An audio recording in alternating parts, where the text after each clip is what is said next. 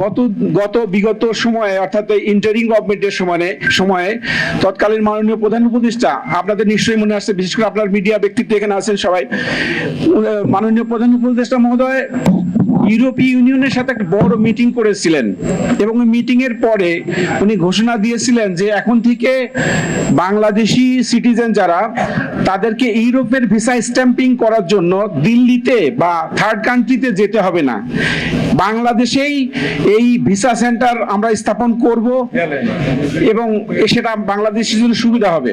কিন্তু ওই ঘোষণা আপনাদের নিশ্চয়ই মনে আছে, ওই ঘোষণার পরবর্তীতে মেইন স্ট্রিম মিডিয়া, সোশ্যাল মিডিয়াতে খুব নিউজ হয়েছে। কি নিউজ?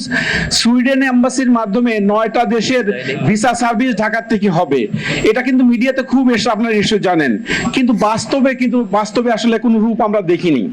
এটা জাস্ট কেস স্টাডি। এই কারণে বললাম, আপনারা জানেন যে আমাদের যে প্রচলিত লেবার মার্কেট, যেগুলো রেগুলার আমাদের লেবার মার্কেট, বিশেষ করে সৌদি আরব, মিডল ইস্ট বা মালয়েশিয়া, সৌদি আরবিয়াতে আসলে বাংলাদেশি কর্মীরা যেতে যেতে এমন পরিমাণ সৌদি আরব মার্কেটে গেছে যে স্যাচুরেটেড হয়ে গেছে, আসলে অনেক কর্মীরাই কাজ পাচ্ছে না। ঠিক একইভাবে মালয়েশিয়া মার্কেটটাও কিন্তু আমাদের স্মুথ না, এই বিভিন্ন সময় বন্ধ হয়, ওপেন হয়। এখন তাহলে কি একমাত্র ইউরোপের দিকে আমাদের আসলে মার্কেটটা তৈরি হচ্ছে হিউজ আকারে। তো ইউরোপের প্রবলেমটা আমি যেটা বললাম, যে বাংলাদেশি কর্মীরা যেভাবেই হোক, সেই রিক্রুটিং এজেন্সির মাধ্যমে হোক অথবা নিজস্ব ব্যবস্থাপনা আত্মীয় স্বজনের মাধ্যমে হোক, ভিসা ওয়ার্ক পারমিট সংগ্রহ করে, কিন্তু এই ভিসা স্ট্যাম্পিং করার জন্য তাদেরকে দিল্লিতে যেতে হয়। আর নিশ্চয়ই আমার বলার প্রয়োজন নেই, আপনারা জানেন যে ইন্ডিয়ান ভিসা পাওয়া কত কঠিন ছিল। ম্যাক্সিমাম এরকম ওয়ার্ক পারমিট পাওয়ার পরও দেখা যাচ্ছে বাংলাদেশি এই কর্মীরা ইন্ডিয়াতে ভিসা স্ট্যাম্পিং করতে পারে নাই। কি কারণে? ইন্ডিয়ান ভিসা পায় নাই। আবার ইন্ডিয়ান ভিসা পেলে অনেক সময় দেখা যাচ্ছে ইন্ডিয়াতে যাওয়ার পর তাদের ভিসা রিজেক্টেড হয়ে গেছে, অর্থাৎ ভিসা স্ট্যাম্পিং হয়নি। এই জন্য আমরা আজকের প্রধান অতিথি, ওনার কাছে আহ্বান থাকবে, আমি আরেকটু বলে তারপর আহ্বান, আমার দুটো পয়েন্ট ওনার প্রতি আহ্বান থাকবে, সেটা পরে আসবো।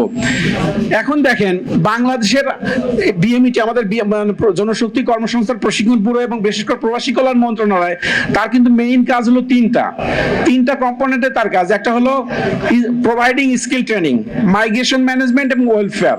তো এই কাজগুলো আমরা করতে গিয়ে দেখি যে ইউরোপের সাথে, ইউরোপের লেবার মার্কেটকে আমাদের অনুকূলে আনার জন্য ঠিক যে ধরনের স্কিল আমাদের প্রয়োজন, স্কিল গ্যাপ কিন্তু ইউরোপের মার্কেটের সাথে রয়ে গেছে, যেটা আজকের প্রধান বক্তা বলেছেন। তো ওই স্কিল গ্যাপের ব্যাপারে কিন্তু আমাদের জিওস, এনজিওস বিভিন্নভাবে কাজ হচ্ছে, কথা হচ্ছে, বিভিন্নভাবে মানে এর পর্যালোচনা চলছে। কিন্তু আমরা স্কিল এবং ল্যাঙ্গুয়েজ এই দুটোর পাশাপাশি আরেকটা জিনিস আমাদের এখন খুবই প্রয়োজন, সেটা হলো মোটিভেশন কি?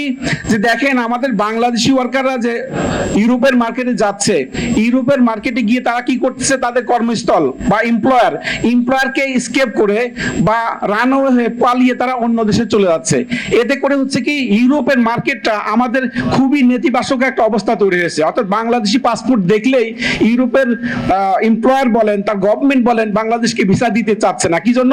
তাদের মধ্যে এই ধারণা জন্মেছে যে বাংলাদেশি ওয়ার্কার ইউরোপে আসলে সে থাকবে না, ওয়ার্ক প্লেসে থাকবে না, সে পালিয়ে অন্য দেশে চলে যাবে।